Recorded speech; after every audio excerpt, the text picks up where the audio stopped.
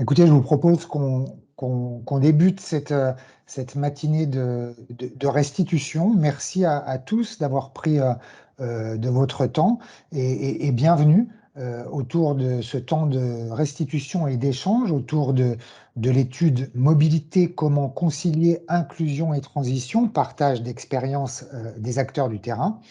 Avant de commencer, peut-être vous dire juste, et je l'ai déjà dit en tout début, j'ai demandé aux participants de bien vouloir couper leur caméra et leur micro pour qu'on puisse conserver de la bande passante. Nous sommes sur Teams, donc vous voyez que vous avez un onglet conversation. N'hésitez pas à poser vos questions par écrit. Albin Seri les synthétisera et pourra les retransmettre à Marc Fontanès et Maëlys Porel, les deux auteurs de l'étude qui vont vous présenter l'étude dans un instant. Enfin, un dernier élément peut-être aussi technique à connaître avant de débuter cette restitution, c'est que cet événement est enregistré et il sera rediffusé sur la chaîne YouTube du LMI. On est là donc pour parler de cette étude mobilité, comment concilier inclusion et transition, partage des acteurs du terrain. Cette étude a été commandée par le laboratoire de la mobilité inclusive au cabinet Auxilia. Avant de laisser les auteurs de cette étude nous présenter leurs travaux, leurs constats et leurs recommandations, quelques mots rapides peut-être pour vous expliquer dans quel contexte le labo a décidé de lancer ce travail. Alors, le laboratoire, pour celles et ceux qui ne le connaissent mal, est une fondation. C'est un think tank qui, depuis maintenant 10 ans, soutient le développement d'une mobilité pour tous. Il regroupe 14 membres issus des sphères publiques et privées de la société, donc une diversité dans les membres du labo, qui se positionne comme un centre de ressources, d'expertise, comme un partenaire institutionnel. On a pour mission d'essayer de rassembler les acteurs concernés par ce sujet de l'inclusion en matière de mobilité, de produire des études, de favoriser en quelque sorte les conditions d'accès à une mobilité plus inclusive. Cette étude que nous allons vous présenter ce matin s'inscrit dans un projet un peu plus global. Ce projet a été baptisé Inclusion Transition. C'est un nouveau projet qu'on a lancé au laboratoire de la mobilité inclusive au mois de mars 2022. Je vais laisser la parole à Albin Seri. Bonjour Albin, merci d'être avec nous. C'est vous qui pilotez le projet Inclusion Transition au labo et vous allez nous expliquer justement le point de départ de ce projet et comment on est arrivé à l'étude qui nous rassemble ce matin. Exactement. Merci, merci Francis. En fait, voilà, le point de départ de ce projet, c'est un constat qu'on a fait au niveau du collectif, qu'on a partagé, et qui remonte aussi, de nos observations, quotidiennes de terrain, chacun dans nos propres structures, sur, la double urgence, à la fois donc évidemment sociale, mais aussi, climatique et justement, des tensions qui, découlent de cette double urgence. Donc l'idée, c'était de dire, de réfléchir à comment est-ce qu'on peut concilier en fait, hein, l'inclusion et la transition écologique, dans notre champ qui est celui de la mobilité. Donc, c'est vraiment, l'ambition de notre projet, de notre groupe de travail, de répondre à ces questions-là, et puis, de montrer justement comment, on peut avoir des leviers d'action, à notre portée, pour résoudre ou tenter de résoudre cette question. Donc pour faire tout ça, on a essayé de travailler sur plusieurs dispositifs, plusieurs livrables. Donc, une tribune collective, hein, donc qui a été, élaborée et signée, par les membres du LMI et qui justement établit le fait qu'on ne peut pas avoir, de justice sociale sans justice climatique et inversement. Une recherche également, autour du processus éducatif. Voilà, comment est-ce qu'on peut, éduquer, faire, apprendre, les bonnes pratiques pour, lier ces 2 enjeux et puis un cycle de podcasts, qui s'appelle Rencontres et qui traite, de ce sujet-là et qui, sort, régulièrement. Et donc parmi ces dispositifs, le premier sur lequel, nous avons travaillé, c'est, une étude qui a été confiée au cabinet Auxilia et qui s'intitule «Mobilité, comment concilier inclusion et transition? Partage d'expériences des acteurs de terrain». Donc voilà un petit peu le cadre et du coup, je vais repasser la parole à Francis. Merci beaucoup, Albine. Bonjour, Marc Fontanès, vous êtes directeur mobilité Auxilia. Maëlys Poirel, vous êtes chef de projet. Vous êtes les auteurs de cette étude. Quand on est venu nous voir, quand on est venu vous voir, pardon, on avait dans notre cahier des charges, finalement, hein, Albine le disait, deux questions. Est-ce que, d'une part, ce constat collectif dressé par les membres du LMI, d'une tension entre enjeux climatiques et enjeux sociaux, se vérifier sur le terrain? C'est ce qu'on voulait vérifier en vous commandant cette étude. Et puis, deuxième question, si oui, comment les acteurs du terrain abordent-ils cette problématique pour essayer justement de concilier l'inclusion et la transition dans le champ de la mobilité? Je vous laisse maintenant nous restituer vos travaux. Merci Francis. Bonjour à toutes et à tous. Bonjour à toutes et tous. Alors pour commencer, nous souhaitons remercier le laboratoire de la mobilité inclusive et tous ses membres de nous avoir confié cette étude qui a été particulièrement passionnante à mener, je pense qu'on peut le dire. Et donc comme le disaient Albine et Francis en introduction, donc le point de départ, c'était vraiment le constat d'une prise de conscience progressive de cette tension entre les enjeux écologiques et les enjeux sociaux de la mobilité. Donc la première prise de conscience, c'est celle de l'urgence d'intégrer chacun de ces deux impératifs, donc la transition écologique d'un côté et l'inclusion sociale de l'autre, dans les politiques publiques de mobilité. D'un côté, parce que les transports sont un des secteurs les plus émetteurs de gaz à effet de serre, et de l'autre côté, parce que la mobilité a un rôle crucial en tant que vecteur d'insertion sociale. Donc c'est ce à quoi renvoie évidemment la notion de mobilité inclusive. Et la deuxième prise de conscience qui est plus récente, c'est celle de la nécessité de ne pas traiter ces deux sujets de manière cloisonnée, mais au contraire de penser leur conciliation.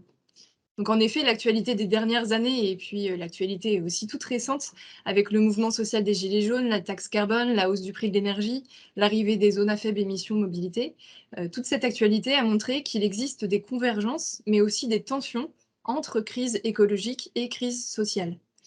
Donc d'un côté, transition et inclusion semblent entrer en confrontation. Donc on voit notamment des personnes en difficulté qui subissent les réglementations environnementales de la mobilité comme une contrainte, qui s'additionne aux nombreuses contraintes qu'ils vivent déjà au quotidien, avec la dépendance à la voiture, la possession de véhicules polluants, la précarité énergétique, etc.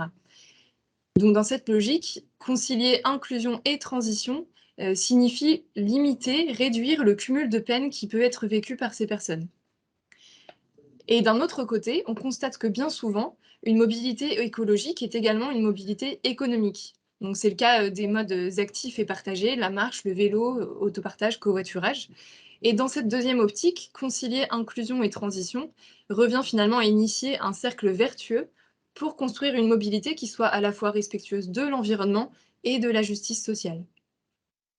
Face à ces questionnements, le laboratoire de la mobilité inclusive a souhaité approfondir ce sujet, donc qui s'annonce crucial pour les années à venir. L'étude que nous avons réalisée répond donc à 3 objectifs.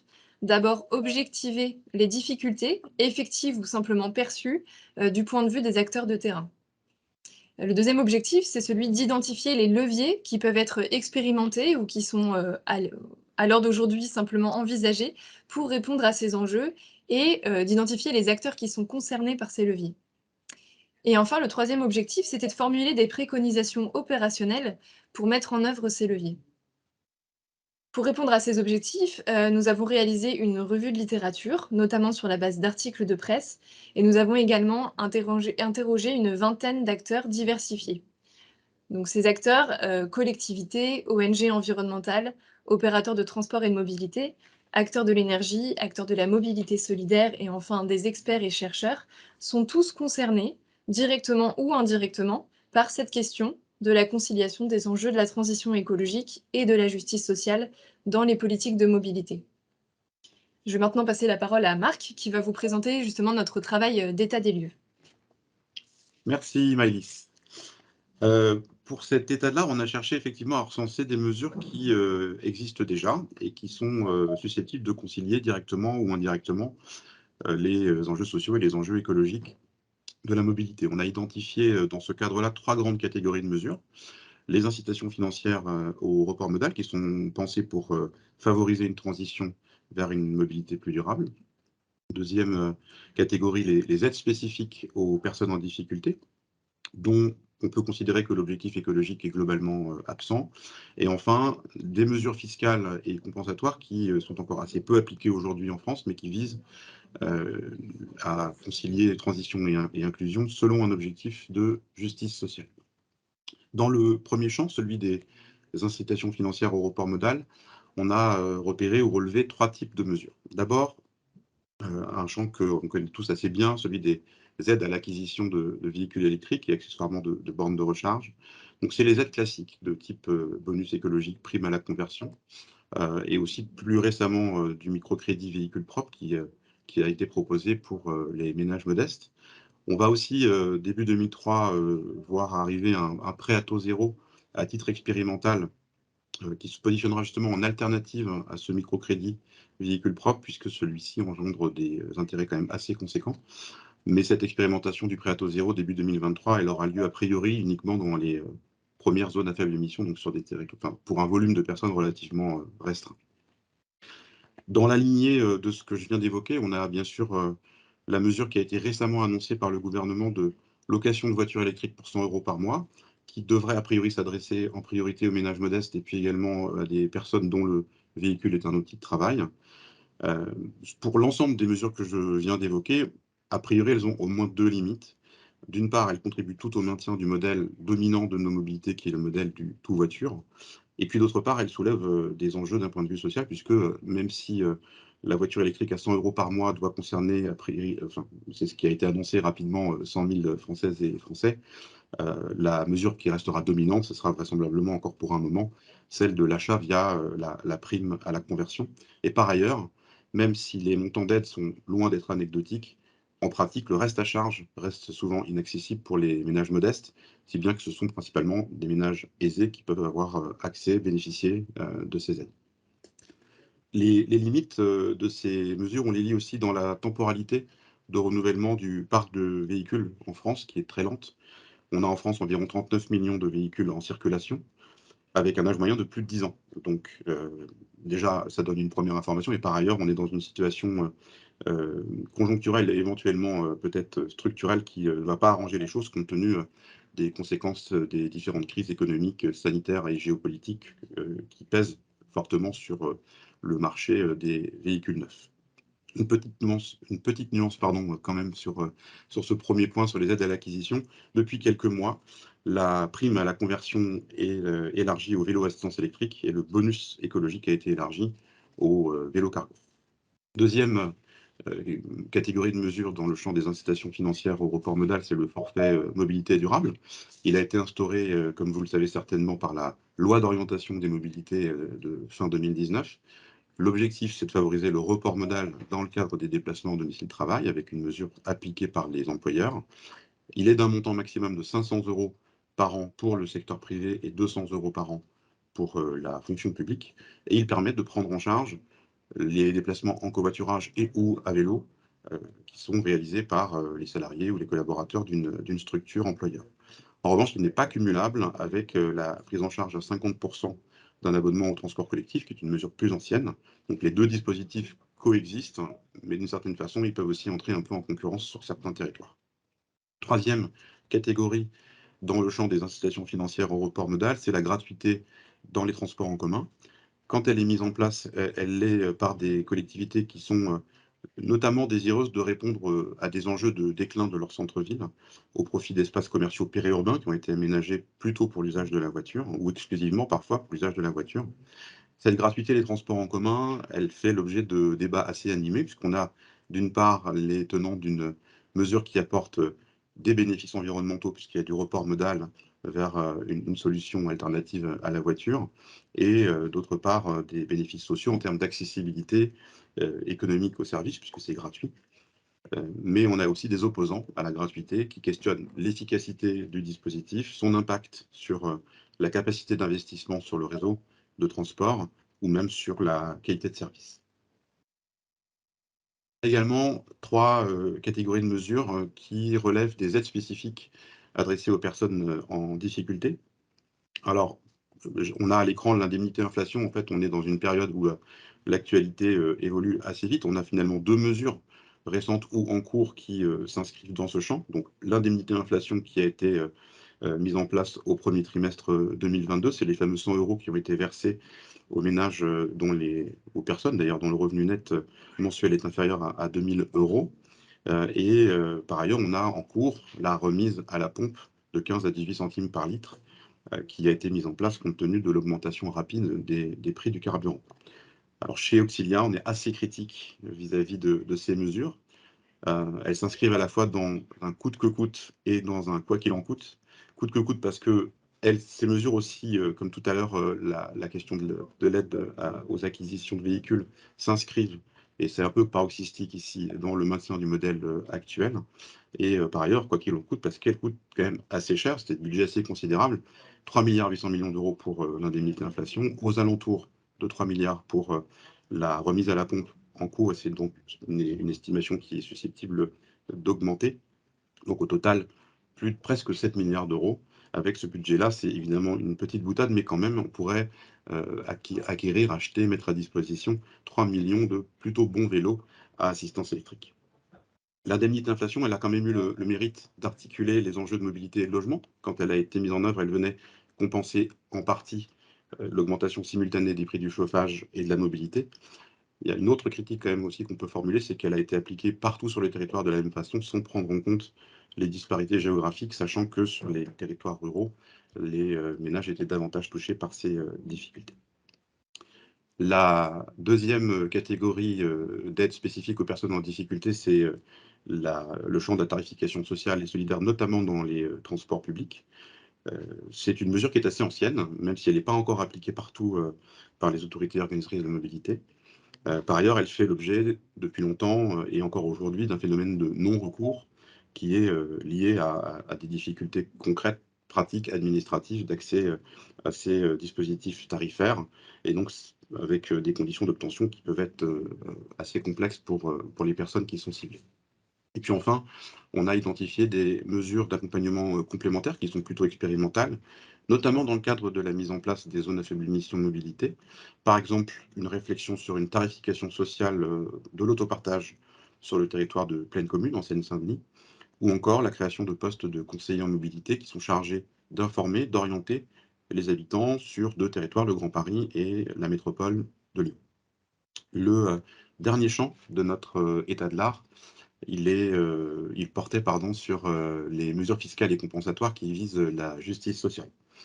On a identifié 7 types de mesures au total. On va en évoquer 3 aujourd'hui.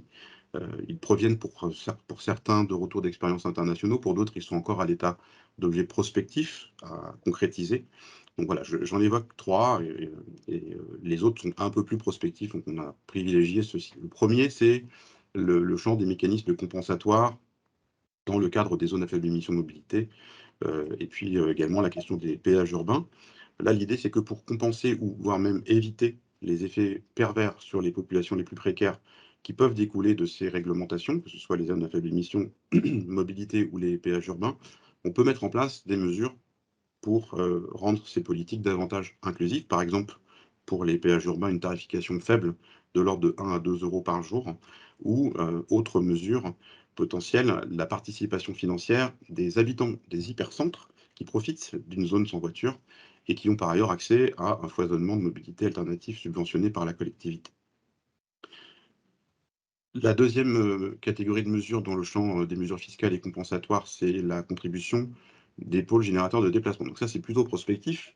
L'idée, c'est de considérer que l'ensemble des protagonistes des mobilités partagent une responsabilité commune sur les flux générés, sur les impacts sociaux, économiques, environnementaux des mobilités. Et à ce titre, on pourrait considérer que les grandes surfaces de périphérie, les centres commerciaux, mais même, pourquoi pas aussi, certains pôles de santé, pôles culturels importants qui génèrent beaucoup de flux, dont la localisation induit un usage très contraint de l'automobile, pourrait être mis à contribution financièrement de la transition écologique. Et je termine avec le champ des quotas carbone et puis aussi des mécanismes de compensation qui ont pu être expérimentés dans ce champ. Sur la question des quotas ou des crédits carbone, ce sont des mesures embryonnaires qui sont destinées à limiter quantitativement les émissions pour l'ensemble des activités humaines, pas que mobilité d'ailleurs, hein, puisqu'on peut trouver des quotas ou des crédits carbone dans le champ de l'habitat, du travail, etc.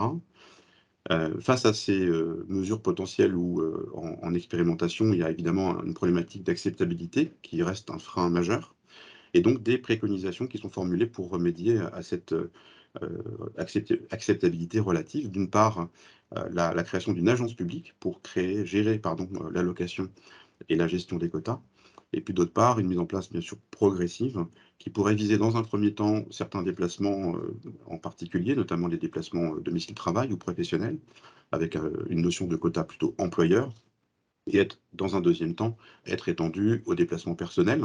Autre possibilité, modulée en fonction de la taille du ménage, en fonction du type de territoire sur lequel on vit, et en fonction des contraintes de mobilité contextuelles auxquelles on doit faire face, par exemple quand on est en recherche d'emploi ou qu'on doit assumer un état de santé complexe, voilà, moduler le quota en fonction de ces différents paramètres. Les mécanismes de compensation existent aussi sur la question de la taxe carbone, j'en dis un mot. On a identifié un exemple en Colombie-Britannique, au Canada. Une taxe au carbone progressive a été mise en place sur ce territoire pour les particuliers et pour les entreprises, et elle a été accompagnée d'une redistribution des recettes aux plus modestes, avec un chèque pouvant aller jusqu'à 180 $ par an, dollars canadiens. Donc un dispositif de compensation assez clair et assez lisible. En France, dans la même logique, le réseau Action Climat, qui a fait partie des acteurs avec lesquels on a échangé pour cette étude, propose de mettre en œuvre un revenu climat pour les ménages ayant les revenus les plus faibles et qui pourrait être versé automatiquement sans condition d'utilisation et représenter un montant moyen de 45 à 70 € par foyer et par an.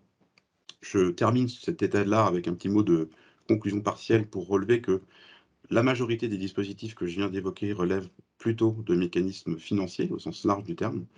Et on va voir avec ce que Maëlys va vous présenter maintenant que les échanges avec les acteurs de terrain ont remis en question cette seule approche pour privilégier une logique plus systémique. Alors, sur la base de cet état de l'art que Marc vient de vous présenter, nous avons réalisé cette cartographie d'acteurs qui est destinée à montrer la diversité des acteurs qui sont concernés directement ou indirectement par les tensions entre transition écologique et justice sociale.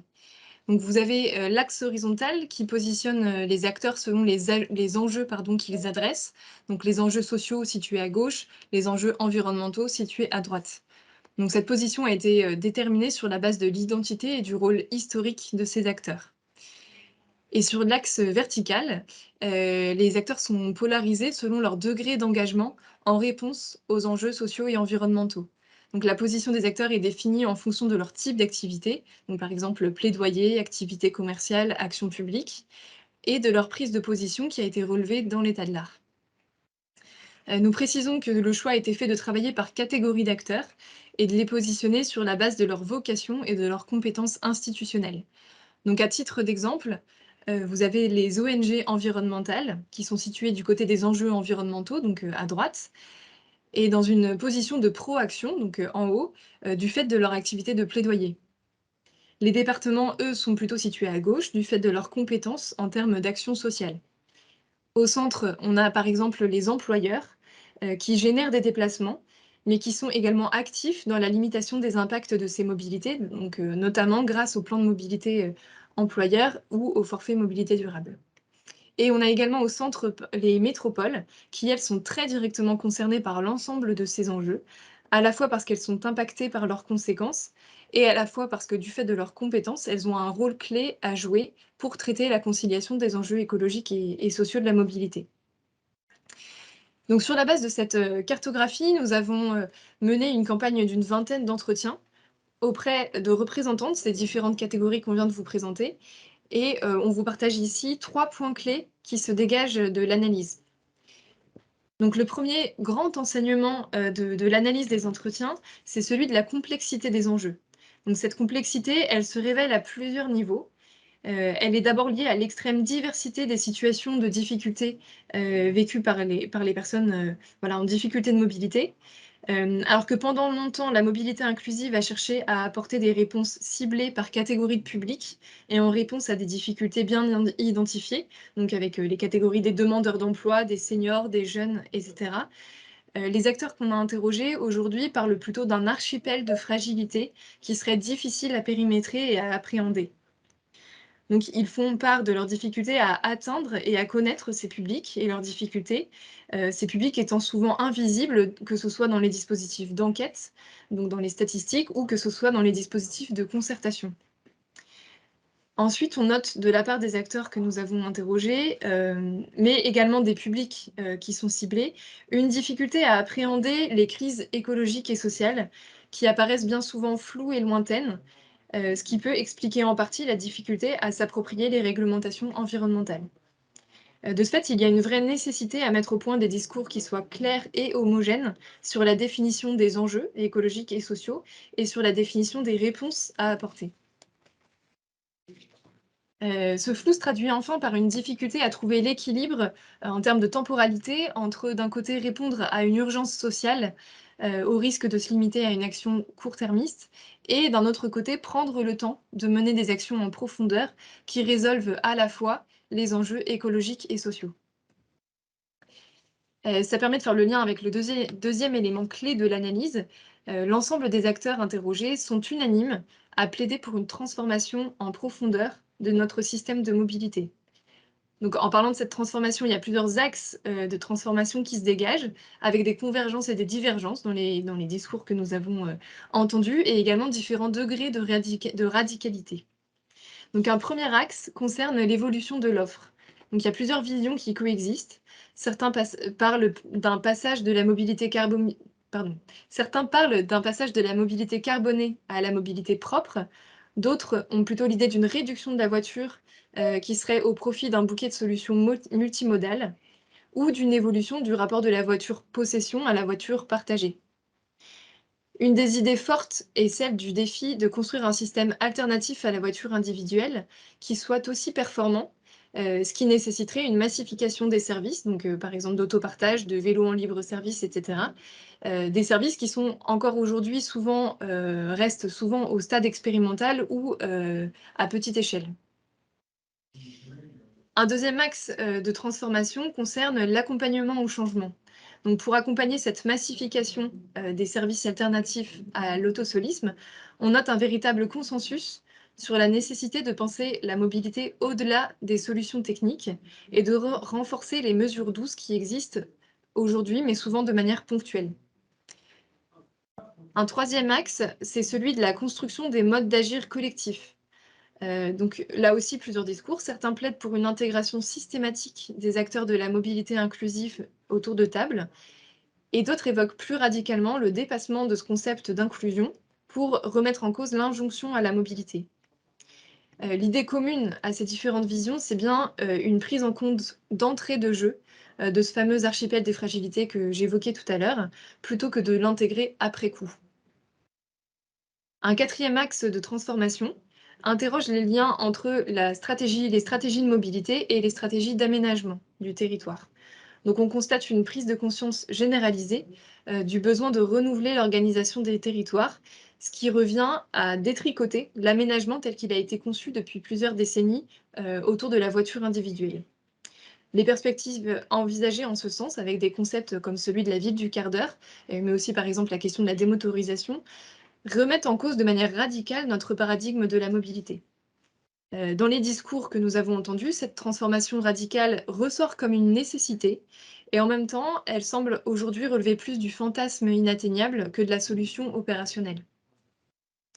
Donc c'est donc bien une vision systémique qui se dessine dans les discours des acteurs que nous avons interrogés, donc systémique dans le sens multimodal, dans le sens partenarial, dans le sens qui allie infrastructure et accompagnement, qui croise les enjeux écologiques et sociaux de manière concomitante, et qui replace la mobilité dans le contexte plus large de l'organisation de nos modes de vie. Pour finir sur l'analyse des entretiens, le troisième point clé que l'on voulait vous partager, c'est celui d'une volonté de transformation de notre système de mobilité qui rencontre aujourd'hui de nombreuses questions d'ordre politique, économique ou opératoire. Donc nous avons structuré ces interrogations autour de 5 grandes questions. D'abord, les acteurs de terrain se posent des questions d'échelle. Quel équilibre entre l'individu et le système en termes de responsabilité écologique dans les mesures à mettre en place? Quel équilibre entre l'échelle locale et l'échelle nationale? Ou pour le dire autrement, quel portage national imaginer pour un soutien à l'initiative locale? Et enfin, comment mettre en place des mécanismes de solidarité non seulement entre les individus, mais également entre les territoires, notamment entre les territoires riches et leurs poumons verts ou entre centres-bourgs et territoires isolés. La deuxième question opérationnelle qui se pose, c'est celle du financement de la transformation de notre mobilité. Donc deux pistes méritent d'être explorées et on y reviendra plus concrètement dans les préconisations à la fin de notre présentation.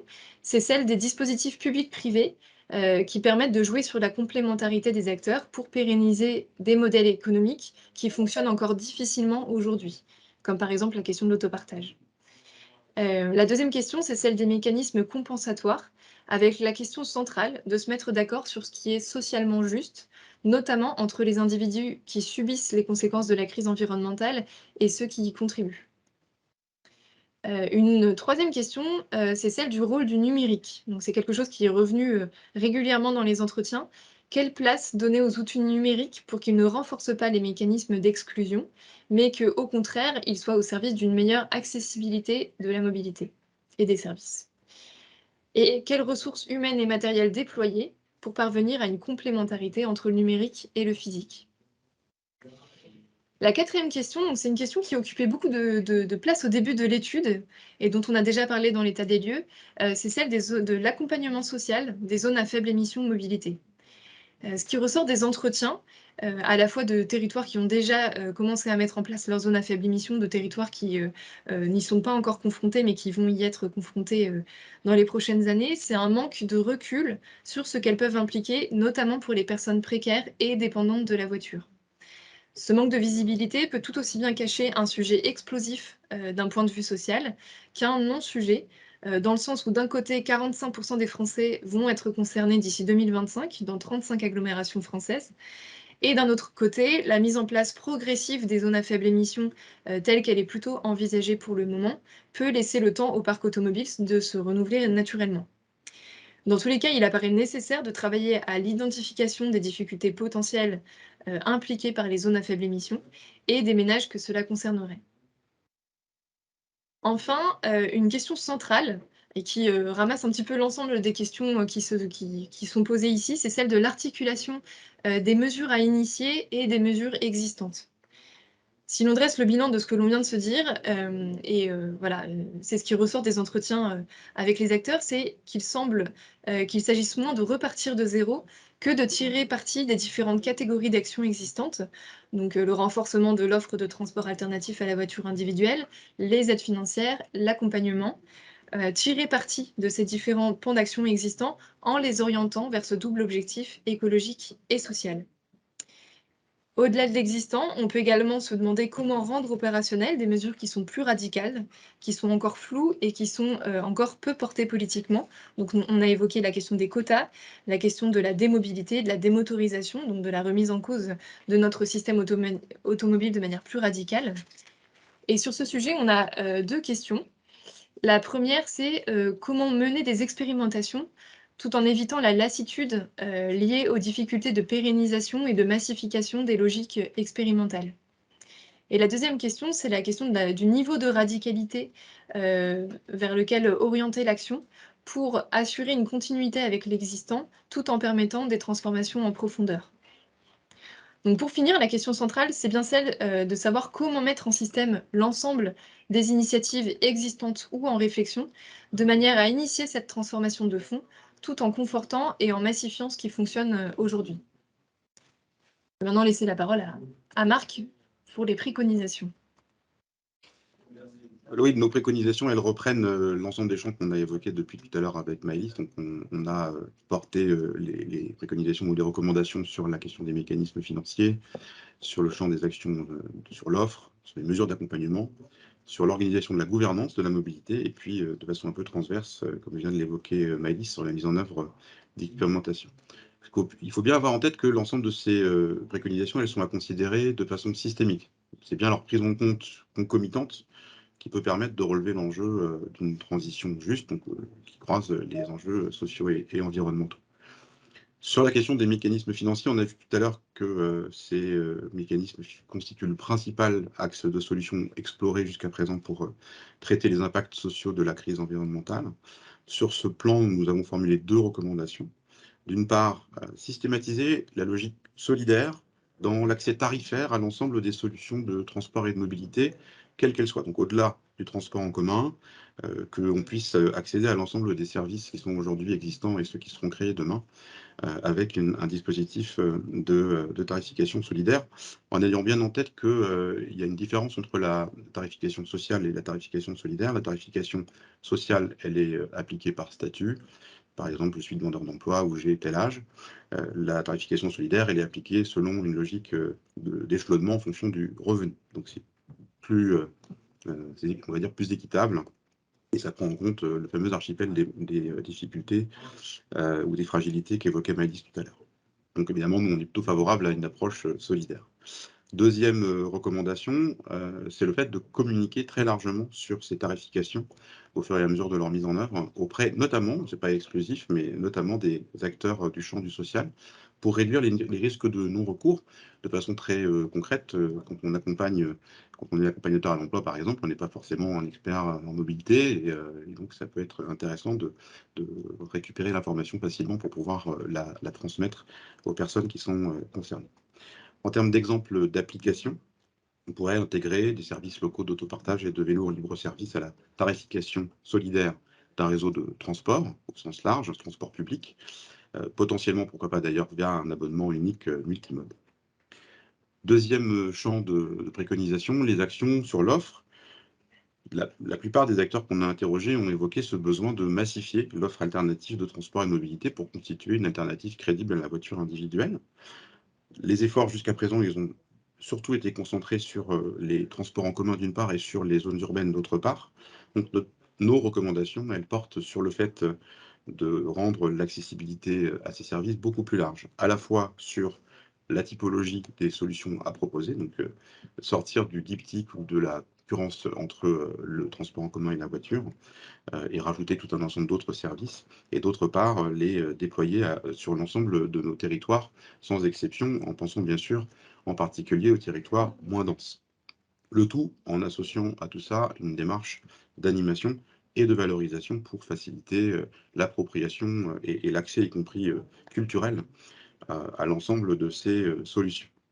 Deuxième recommandation, préconisation dans le champ des actions sur l'offre, c'est effectivement, comme disait Maëlys tout à l'heure, le déploiement de dispositifs publics-privés, en particulier sur la question du partage du véhicule. C'est quand même un sujet sur lequel on est encore très embryonnaire en France. Très concrètement, si on réussit à massifier des dispositifs qu'on appelle d'autopartage, donc de forme de copropriété de véhicules, on aura plus facilement la possibilité de démotoriser les ménages et de réduire la pression qu'ils peuvent subir au quotidien dans l'organisation de leur mobilité, notamment contraintes pour aller au travail ou pour satisfaire leurs besoins essentiels du quotidien. Et pour y parvenir, on a probablement besoin de dépasser les collaborations actuelles. Du côté des acteurs publics et notamment des autorités organisatrices de la mobilité qui ont pour responsabilité de permettre le droit à la mobilité qui a été affirmé dans la loi d'orientation 2019, avec bien sûr la possibilité de contribuer financièrement à un certain nombre de services, comme c'est déjà le cas dans le champ des transports publics, et d'autre part, probablement faire appel aux acteurs de la filière automobile qui ont des ressources, qui ont aussi une capacité d'innovation, et qui aujourd'hui, quand ils essayent de mettre en place des solutions adaptées à des publics en difficulté économique notamment, rencontrent des problématiques de modèle économique. Donc, le croisement entre les deux approches pourrait permettre de dépasser les difficultés qu'on rencontre aujourd'hui. Concrètement, en termes d'exemples d'application, si on regarde ce qu'on pourrait faire dans le rural, on pourrait imaginer un dispositif déployé à large échelle, hein, de type un village, 20 voitures partagées. Ça permettrait à chaque fois de toucher un potentiel de plusieurs centaines d'utilisateurs. Pour ce qui concerne le troisième champ de nos recommandations qui porte sur les mesures d'accompagnement, là, il s'est dégagé des entretiens avec les acteurs de terrain, un consensus sur la nécessité de mettre en place ces dispositifs d'accompagnement aux pratiques alternatives de mobilité. Et là, tout l'enjeu, c'est de parvenir à systématiser des démarches locales qui fonctionnent déjà, qui ont été expérimentées avec succès, pour en faire un volet incontournable de toute offre de mobilité. Donc ça suppose deux choses. D'une part, de mener un exercice de traduction et de simplification des enjeux de mobilité pour les rendre appropriables par tous. Et ça suppose d'autre part d'investir dans une systématisation de ces démarches d'accompagnement au changement. Et donc, en termes d'application, on pourrait imaginer d'intégrer dans les démarches de planification classiques sur les plans de mobilité, l'investissement sur les infrastructures, le développement de solutions de transport qu'on appelle lourdes, donc des dispositifs qui peuvent être assez engageants, y compris financièrement, sur les territoires. Donc, associés à ces démarches de planification et d'investissement importants, une thématique autour de ces mesures d'accompagnement, par exemple celle du marketing individualisé en tant que tel, avec des financements conséquents et au même titre que la billettique, l'offre de transport, etc.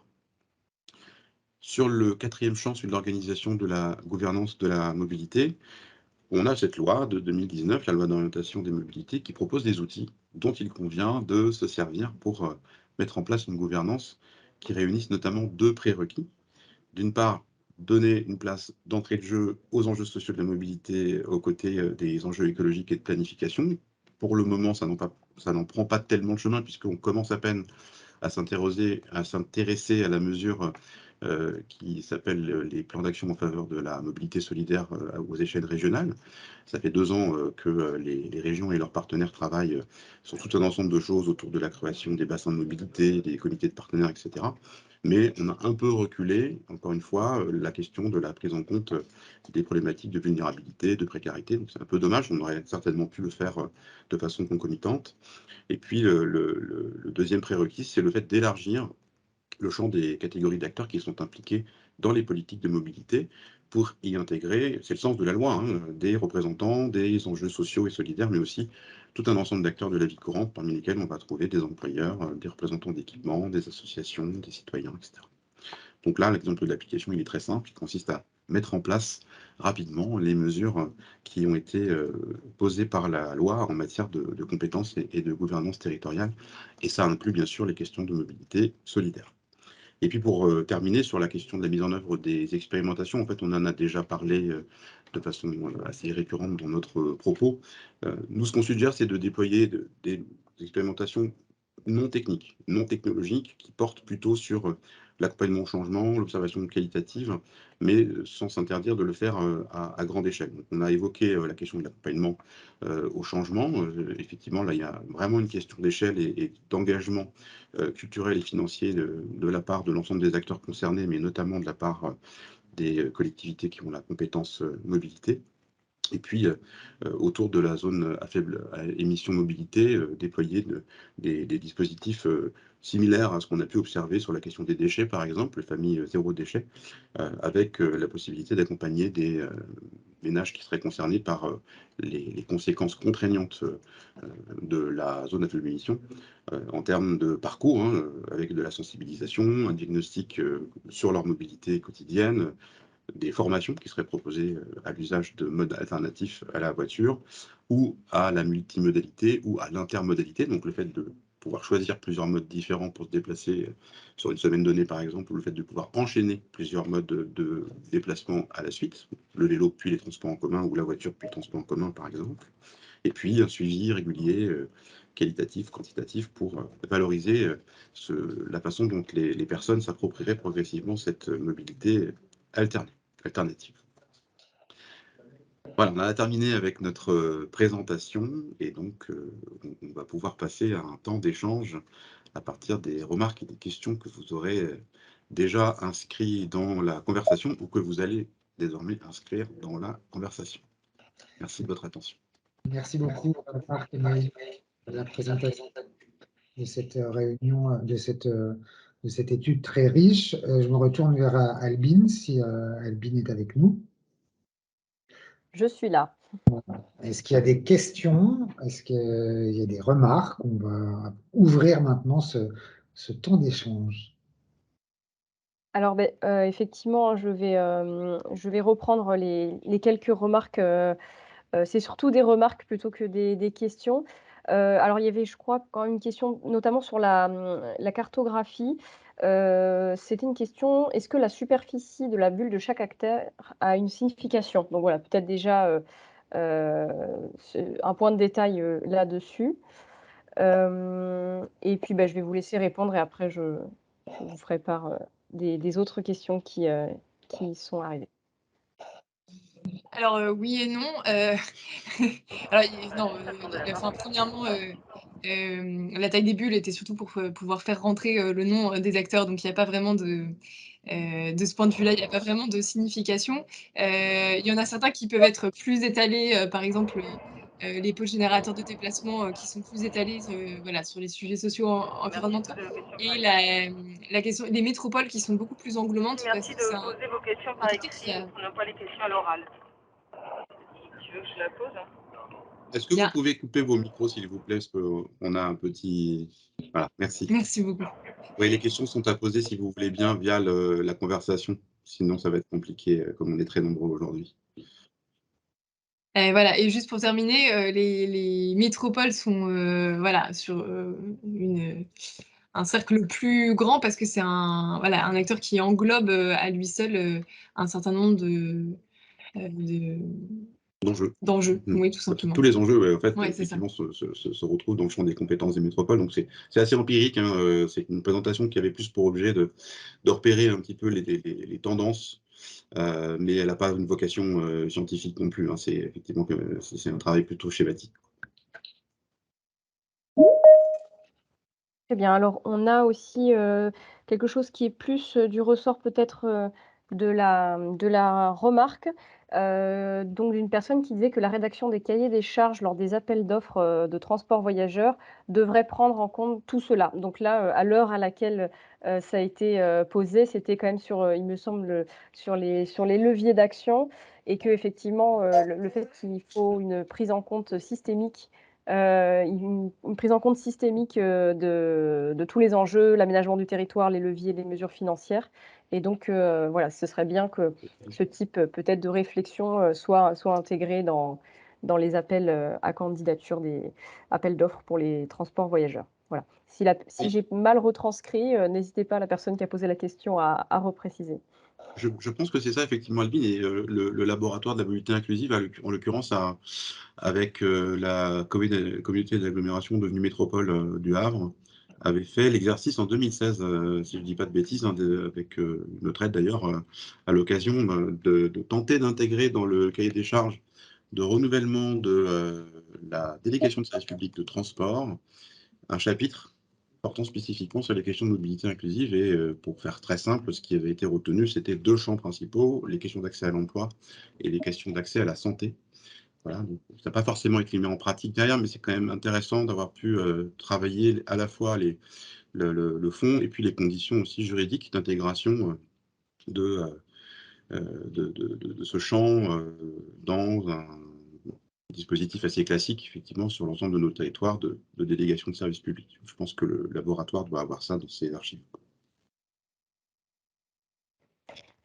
Alors, il y avait une autre question qui, demandait si les retours d'expérience, les exemples de bonnes pratiques, c'était uniquement centré sur la France ou également est-ce que vous vous étiez intéressé, à ce qui peut exister, ailleurs?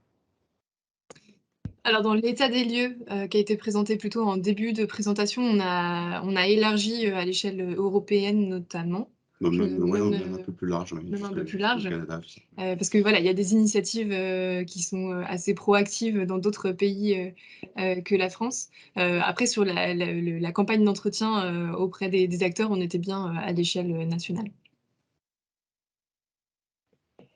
Après, l'objectif de l'étude, c'était pas forcément de recenser des dizaines et des dizaines de retours d'expérience locaux, c'était plutôt d'identifier des champs d'intervention et de les illustrer selon les cas avec un ou deux exemples. Et puis accessoirement, c'est pas toujours facile de trouver des retours d'expérience. Voilà, par rapport à la commande de laboratoire au départ, on aurait bien aimé tomber sur des dispositifs avec 3-4 ans de recul et une évaluation à la clé, mais en fait, ça n'existe pas, hein. Sur ces questions. On est quand même sur des sujets qu'on adresse depuis très peu de temps. Alors, il y a une autre question. Avez-vous posé aux différents acteurs la question de la difficulté ou au contraire de la simplicité à interagir justement avec les autres acteurs de cet écosystème? Oui et non, je pense que ça a forcément, fait l'objet de nos échanges. Je laisserai Maëlys compléter avec ce qu'elle a en mémoire par rapport à ça. Moi, je donnais l'exemple tout à l'heure de la potentielle collaboration entre mettons par exemple les métropoles et des acteurs de la filière automobile. Ça, c'est pas forcément évident, quoi, hein, de chaque côté, hein, d'ailleurs, hein, en termes de mode de collaboration.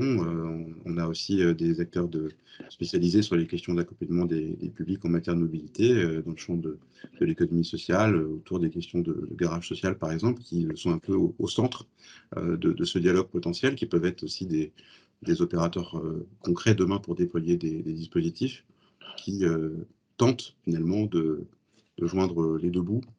Mais voilà, c'est des expressions de besoin, d'attente ou de difficulté à se rencontrer, à se comprendre, la difficulté aussi de travailler hors champ des marchés publics, etc. C'est pas évident, hein. C'est vrai qu'on est encore sur un besoin d'innovation, je pense, sur la façon de collaborer et de créer le cadre qui permet de développer cette nouvelle façon de collaborer.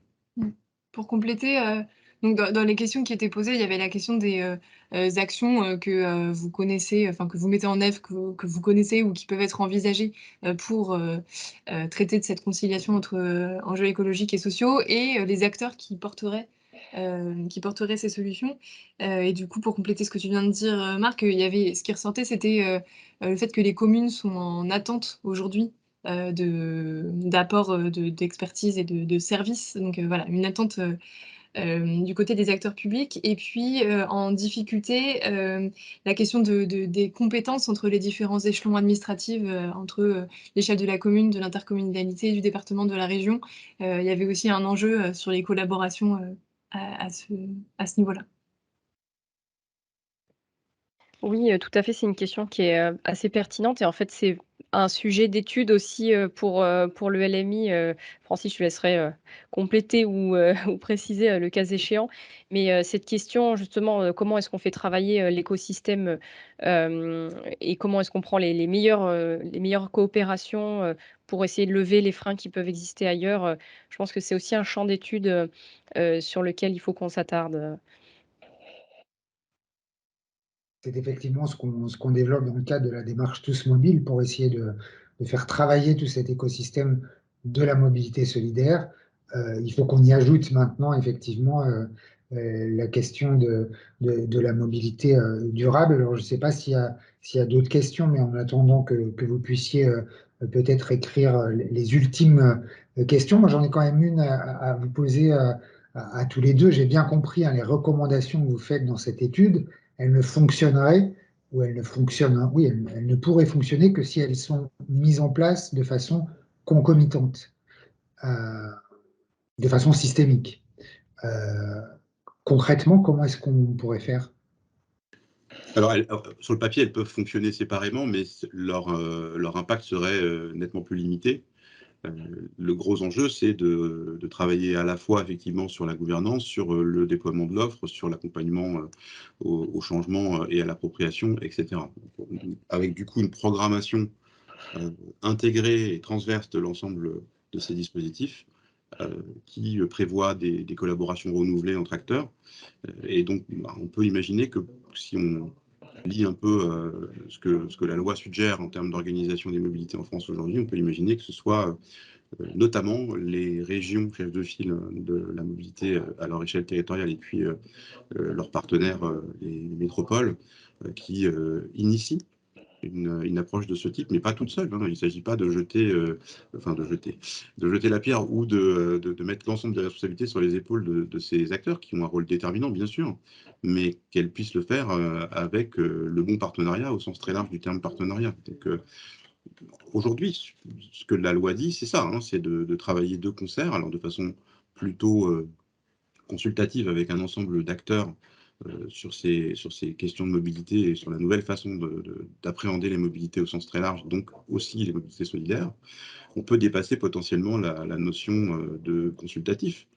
La loi n'interdit rien en termes de façon de procéder sur la création d'un partenariat large et sur la façon d'éventuellement concevoir des dispositifs de codécision. Je pense que ça se joue beaucoup là-dessus. Si on se contente d'un dispositif consultatif en appliquant la loi et en donnant rendez-vous une fois par an à un comité des partenaires à qui on présente pour consultation, avis consultatif, une stratégie ou une évolution significative de la stratégie publique ou de la politique publique de mobilité, ça ressemblera, je pense, un petit peu à ce qu'on faisait avant, en un peu mieux, mais en revanche, si on imagine un dispositif de codécision et qu'on élargit les possibilités de partenariat, on doit pouvoir avancer sur l'ensemble des champs en parallèle. Donc, effectivement, c'est probablement d'abord la gouvernance qui va jouer, et dans le cas de la réalisation de la stratégie et de la politique publique ensuite, effectivement, prendre en compte l'ensemble des recommandations de façon concomitante. Alors, on a 2 nouvelles questions. La première, c'est: comment peut-on présenter un sujet d'étude, au LMI? Donc peut-être que cette question, s'adresse, plutôt à Francis Demoz. Et la seconde question, donc, qui est aussi une remarque, peut-être davantage, pour Maëlys et Marc. Donc il y a un vrai sujet industriel de faire émerger des véhicules sobres, légers et peu coûteux pour les rendre accessibles, voire l'extrême, défi de l'ADEME en cours. Donc voilà, ce programme, porté par l'ADEME. Donc, je laisse peut-être Francis et puis ensuite, Maëlys et Marc. Vous m'écrivez et je serai heureux d'étudier. On est vraiment un collectif au LMI, hein. L'idée, c'est vraiment de pouvoir s'ouvrir au-delà des spécificités que sont la mobilité solidaire pour aller aborder d'autres sujets. On est évidemment toujours en phase d'écoute par rapport à tous les projets d'études. Albin le disait, on a lancé aussi dans le cadre de ce projet une recherche exploratoire. Et puis sur cette question, effectivement, la dernière, hein, posée sur les modèles industriels et faire émerger les véhicules sobres, je vous encourage à écouter, dans le cadre de ce projet Inclusion Transition, le podcast, l'épisode 2 du podcast qui est sorti hier sur la question comment faire pour que le véhicule électrique soit un véhicule accessible à tous, avec pour invité Bertrand Olivier Ducreux, donc, qui est ingénieur à l'ADEME et qui nous explique bien à la fois toutes les problématiques du côté vertueux du véhicule électrique en termes d'environnement, de savoir comment faire pour que ce véhicule électrique puisse bénéficier à tous. Est-ce que d'abord ce serait une bonne solution qu'il bénéficie à tous et comment aussi appréhender ce sujet du véhicule électrique qui semble aussi en ce moment assez hégémonique comme étant la solution qui s'impose et quid des autres modes, notamment les transports collectifs. Donc je vous invite vraiment, on va vous mettre dans le chat le lien sur ce podcast assez éclairant. Et en complément, c'est vrai que là, il y a un renouvellement un peu de l'exercice qui finalement permet un peu de prendre au sérieux ces nouveaux véhicules potentiels. Il y a déjà eu des tentatives par le passé, mais elles n'ont pas forcément eu beaucoup de succès en termes de déploiement industriel et du coup de massification. C'est vrai qu'on a l'impression, quand on fait notre veille sur les questions de mobilité régulièrement, que c'est des sujets qui reviennent assez souvent. On a vu des exemples aussi de dispositifs de véhicules un peu innovants qui ont été développés dans des territoires ruraux par des citoyens lambda, hein, des gens qui ont des compétences certes, mais qui se lancent avec des associations dans le déploiement de solutions de ce type-là.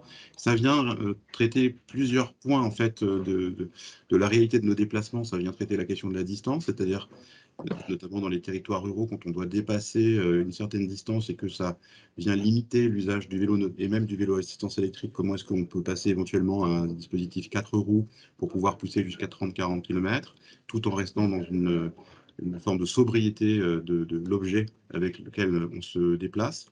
Ça vient au moins traiter cette dimension-là, ça vient traiter bien sûr la question du coût, une fois que le dispositif industriel est déployé, coût d'accès, ça vient aussi traiter le coût du poids essentiel. Aujourd'hui, on a des véhicules qui pèsent très lourd. Ça a beaucoup d'incidences, bien sûr, sur à la fois les matériaux dont on a besoin pour construire les véhicules. C'est pas pour rien qu'aujourd'hui, la filière est un peu au ralenti. Il n'y a pas que ça, hein, mais ça joue. Et puis, ça a des impacts aussi en termes de nécessité, d'énergie nécessaire pour faire se déplacer ces véhicules. Je parle en particulier, bien sûr, des fameux SUV qui pullulent de plus en plus dans le parc automobile. Oui, ça interroge la question du rapport à la lenteur aussi, je pense, qui revient et arrêter le toujours plus. Donc, il y a la question des SUV et la question d'autres types de modes de transport qui seraient peut-être moins performants, qui sont plutôt dans le moins. Et donc, il y a cette notion de renoncement qui ressort aujourd'hui, enfin voilà, qui se retrouve dans différentes solutions prospectives dont on a parlé, et aussi sur la question des technologies plutôt dans le moins. Ça reste une question assez centrale. Alors, moi, je me permets de rebondir par rapport au renoncement parce qu'en fait, ça a aussi une connotation très négative et là, je pense qu'il y a aussi beaucoup d'acteurs autour, de ce webinaire qui s'occupent de personnes dont la mobilité est déjà très contrainte. Donc l'idée, c'est évidemment pas de contraindre encore davantage, aussi ces publics-là, mais plutôt d'améliorer, hein. On est dans une perspective évidemment d'améliorer leur vie, leur mobilité, mais avec quelque chose de mieux et de compatible avec, l'environnement et il y a aussi, 2 remarques et questions qui concernent, eh bien, les intercommunalités, les autorités organisatrices de mobilité, avec, voilà, donc quelqu'un qui espère que beaucoup d'AOM nous écoutent, pour, justement arrêter de travailler séparément et solidarité et mobilité et voilà, qu'on aille vers quelque chose qui soit pensé pour chacune et chacun. Et une question, justement, je me la posais aussi, voilà, est-ce qu'on a un retour finalement, depuis la mise en place, de cette LOM sur les intercommunalités qui n'ont pas pris cette compétence? Puisque, donc, d'après cette personne, effectivement sur le terrain, pour une communauté de communes qui n'a pas pris, cette compétence, c'est vraiment un frein pour, développer de nouvelles solutions, notamment pour la mobilité solidaire. Je me permets de rebondir d'abord sur ce que tu disais, Albine, et après on va répondre à cette question. On sait, pour avoir travaillé ensemble sur ces questions, on sait que dans beaucoup de situations, l'idéal d'insertion en matière de mobilité, c'est encore très souvent la voiture, et la voiture telle qu'on la conçoit dans la majorité des cas. Et donc, il y a un enjeu, pour faire le lien avec la question du renoncement, hein, il y a un enjeu à rendre attractif, dans tous les sens du terme, y compris au plan culturel, psychologique, etc., de nouveaux objets de mobilité. On a rencontré le problème avec le vélo pendant très longtemps. Le vélo, c'est pas un idéal d'insertion, c'est connoté, ça peut poser problème dans la finalisation d'un parcours de mobilité et d'insertion de certains publics, par exemple les jeunes, mais pas que. Le fait de pouvoir proposer demain des véhicules moins lourds, qui vont un peu moins vite, qui sont un peu plus petits, mais qui permettent de réaliser finalement ce dont on a concrètement besoin, et qui seraient peut-être des véhicules, j'en sais rien moi, très beaux, très attractifs pour d'autres raisons. Peut-être que là, il y a quelque chose à jouer pour résoudre un peu l'équation complexe à laquelle on est confronté. Sur la question des compétences.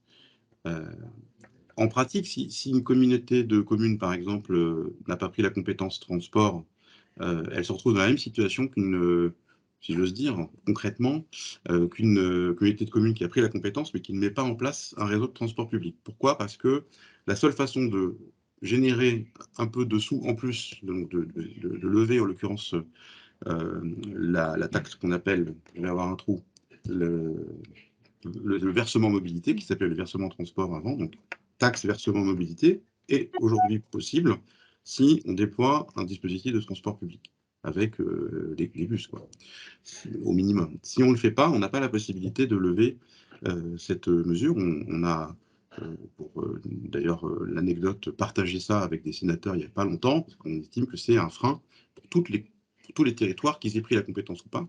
Parce que monter un réseau de transport public, c'est quand même une certaine affaire, quoi. Donc tout le monde n'est pas forcément en situation de pouvoir le faire, c'est pas forcément pertinent partout.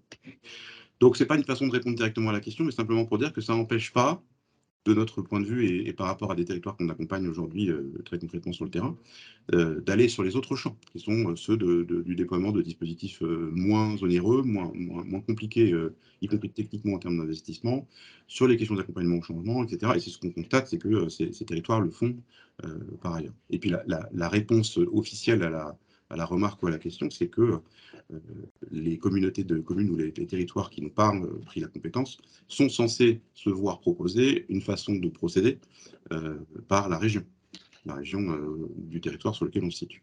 Donc c'est forcément encore très récent, peut-être un peu embryonnaire.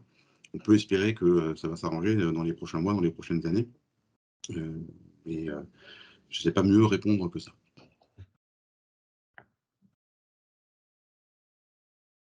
Alors, je crois qu'il n'y a plus de nouvelles questions qui sont, comment dire? Qui sont ressorties, depuis tout à l'heure. Donc, je ne sais pas si vous souhaitez peut-être encore, voilà, on laisse encore 15 secondes pour poser encore une autre question ou alors, eh bien, j'essaie de synthétiser et avant de laisser évidemment le mot de la fin, à Auxilia et puis, à Francis. En tout cas, on sent que c'est un sujet qui parle, cette, idée de concilier évidemment transition et inclusion et que, si je vais essayer vraiment de résumer à grands traits, qu'en effet, il y a quand même une notion de dialogue entre les différents acteurs, que ce soit les institutions, les financeurs, les industriels, qui vont construire les véhicules, les bénéficiaires, les structures qui les accompagnent, pour construire ces solutions qu'évidemment on ne va pas y arriver si chacun va dans son coin, sans penser aux autres enjeux, qui ne lui sont pas forcément propres. Hem voilà, donc ça c'est peut-être, effectivement la phrase de synthèse. Voilà, j'ai pas grand chose à rajouter. Donc voilà, je vais laisser, la parole, à Francis et puis Maïlis et Marc. En tout cas, nous, on vous remercie beaucoup de votre participation et de votre écoute et de vos remarques et questions. On est à votre disposition pour répondre à des questions complémentaires qui pourraient survenir après le webinaire. Vous avez peut-être accès à nos adresses mail ou vous passez par le laboratoire si le laboratoire veut bien. En tout cas, Ça peut être aussi pour continuer d'échanger sur le sujet du vélo comme outil d'insertion, pour rebondir sur une des, une des remarques. On est vraiment à votre disposition pour continuer d'échanger, bien sûr.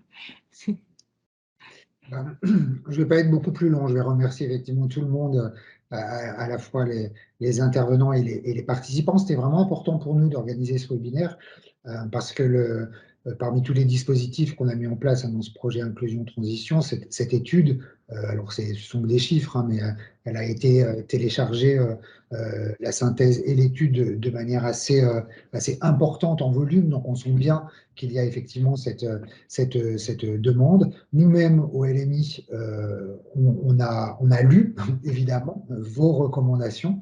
On travaille en collectif en ce moment pour savoir aussi quelle suite on va essayer de vouloir donner, de vouloir porter à travers cette étude. En tout cas, on a bien entendu le message, et pour nous, c'est vraiment le message que le LMI porte, hein, l'idée de cette coopération entre les acteurs, de cette collectif, de la nécessité effectivement de décloisonner. Donc j'invite évidemment toutes celles et ceux qui souhaitent continuer et avancer à travailler sur ce sujet précis de l'inclusion et de la transition sur les territoires à venir évidemment nous rejoindre pour travailler ensemble. Je vous remercie tous. Je vous souhaite un bon déjeuner et à une prochaine fois pour parler de mobilité solidaire et de mobilité durable. Merci beaucoup. Merci. Merci.